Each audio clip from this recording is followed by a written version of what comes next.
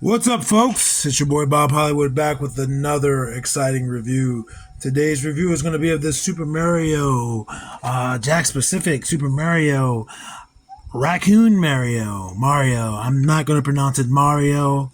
If you hate when people pronounce things wrong, you're going to hate this video. This nigga's name is Mario. Um, and yeah, that's his sticker. I bought it from Ollie's, $5.99. I think these are cool little figures, man. This will probably be like my fourth Mario that I have. I got a couple of Luigi's. I got a couple of Koopa Troopas. But yeah, you see him right there in the packaging. Gives you some warning with the super leaf. There's a leaf there. That's cool. All the sides are clear except for the bottom. Well, the bottom's clear, but it has this legalese here in the barcode. Oh, excuse me. And at the top is clear. On the back is not clear. We see the figure. It looks roughly to be about the same height as the actual figure. And there's that. And there's a bone piranha plant, Shy Guy, Cat Peach. I want the Cat Peach. I want all of the little cats. I didn't buy them. One day I'll get them.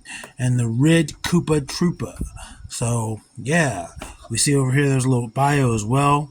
It says, in some games, after grabbing a super leaf, Mario transforms into Raccoon Mario and gains the ability to glide and tail whip enemies. So that is pretty cool. I am mostly familiar with Super Mario World.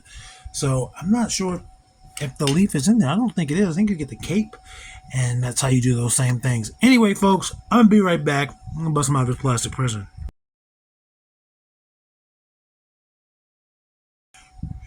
And just like that, folks, I'm back. I probably could have saved myself a little bit of editing by just opening him out of his plastic prison right there without cutting away. Because he just has this leaf. They weren't glued in or tied down. So he's got the leaf. Has eyes on it, just like pretty much everything in the Mario universe. Bricks have eyes, and enemies have eyes, and clouds. And so, yeah, it's a leaf. You can see the design there. So you can see that there's texture. When they could have just made this one little, well, it is one solid piece, but you know what I mean, without the texture and then just had the color. But they did give you some texture there, so that's cool.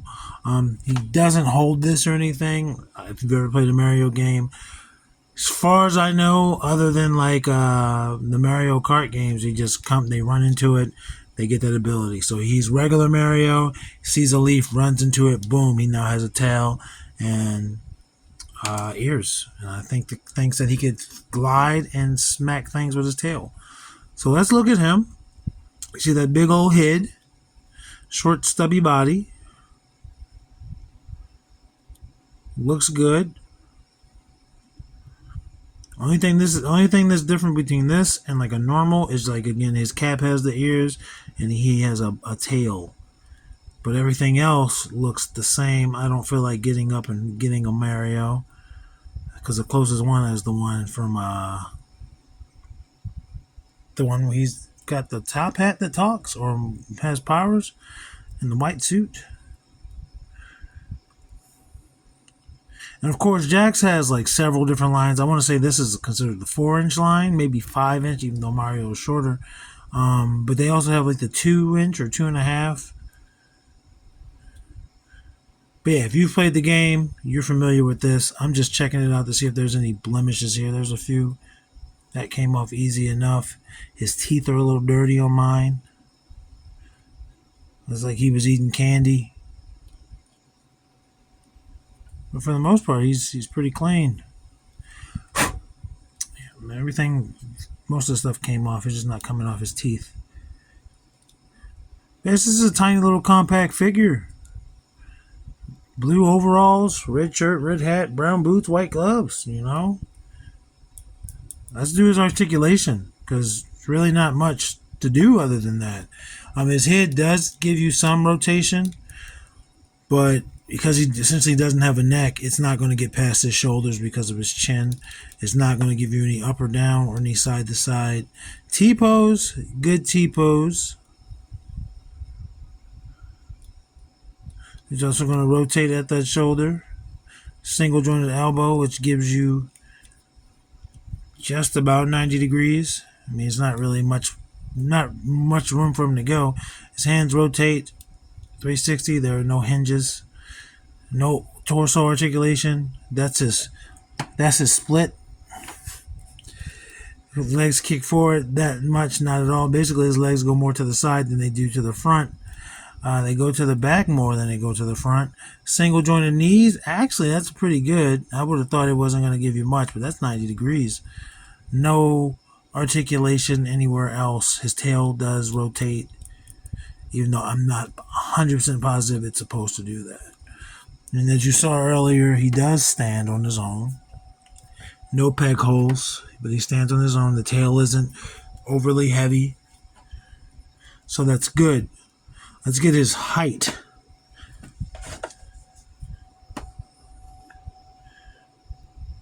Just under 4 inches. So I'm gonna give him three and three quarters, even though it looks like his ears are slightly higher than that.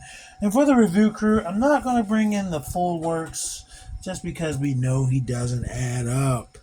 But I will give us the shortest and the tallest member, with Winston Zedmore being the shortest member of the review crew, and Titus O'Neil being the tallest member of the review crew. I'm sorry that this review was not longer, because it wasn't necessary. This is a little quick one. Get you in there, in and out, like boom, boom. Don't you wish the DMV visit was this quick? Don't you wish the dentist was this quick? Don't you wish your divorces were this quick? This was quick. And there he is. He's not even coming. He's not even coming to Titus O'Neil's crotch. He is coming. His head is coming to Zedmore's waistline, but that's it. He's a little tiny dude, and that's okay. He's supposed to be. Even in his universe, like, Peach is small, but she has, like, relatively normal proportions. And so she's taller than him and thinner than him. Mario's just a little squat dude. He's a little dwarf of the Mushroom Kingdom. Anyway, folks, I appreciate you. Action figures speak louder than words.